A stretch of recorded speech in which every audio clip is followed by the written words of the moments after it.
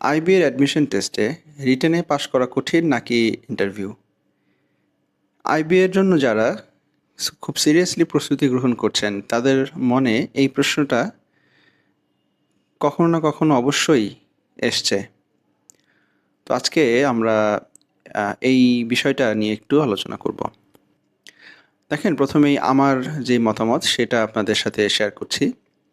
আমার কাছে মনে হয় আইবি এর রিটেনের থেকে ইন্টারভিউ পাশ করা অনেক সহজ। যদিও অনেকে হয়তো জানেন আমি ৩ বারে আইবি এর ইন্টারভিউ পাশ করেছি। অর্থাৎ আমি ৩ বার পরীক্ষা দিয়ে ৩ বারই রিটেনে পাশ করেছি আর মাত্র ১ বারই ইন্টারভিউ পাশ করেছি। তো সেক্ষেত্রে হয়তো আমার এক্সপেরিয়েন্স থেকে অনেকের মনে হতে পারে যে ইন্টারভিউ পাশ করাটাই বুঝি আসলে কঠিন।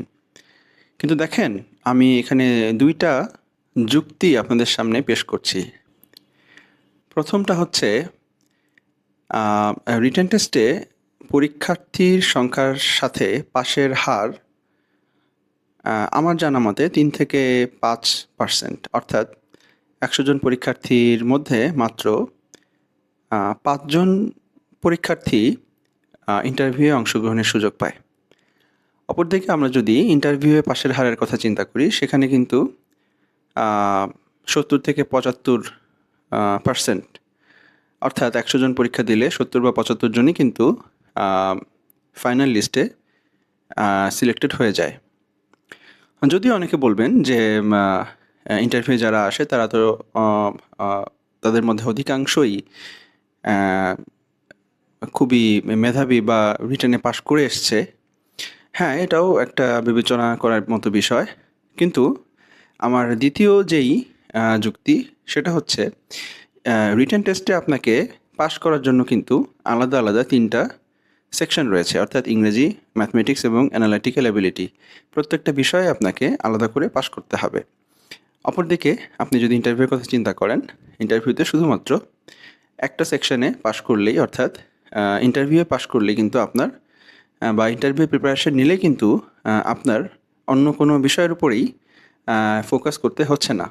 আরেকটা বিষয় হচ্ছে ইন্টারভিউয়ে আপনি পাশ করবেন কি করবেন না সেটাও অনেকটা রিটেনের উপরে নির্ভরশীল। অর্থাৎ আপনি রিটেন টেস্টে কোনো মতে টেনে টুনে পাশ করে যদি ইন্টারভিউয়ে আসেন এবং ইন্টারভিউয়ে আপনি মোটামুটি বা ভালো পারফর্ম করেনও, সেক্ষেত্রেও টোটাল যেই অর্থাৎ রিটেন প্লাস ইন্টারভিউয়ের যে নম্বর, সেই নম্বরে আপনি পিছিয়ে থাকার কারণে আপনার ফাইনাল লিস্টে নাম নাও আসতে পারে।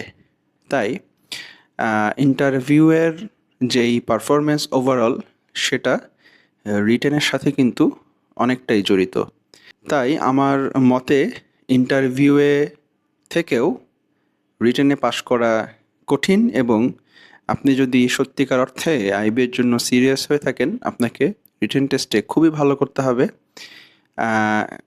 খুবই ভালো বলতে আমি বলছি যে কোনো মতে টেনে টুনে যে পাস, যেটার কথা আমি বলছি, সেই রকম করে যদি আপনি ইন্টারভিউতে আসেন, একে তো আপনি মানসিকভাবেও আপনি পিছিয়ে থাকবেন, সেটা আপনার ইন্টারভিউয়ের পারফরমেন্সেও ব্যাঘাত ঘটাতে পারে।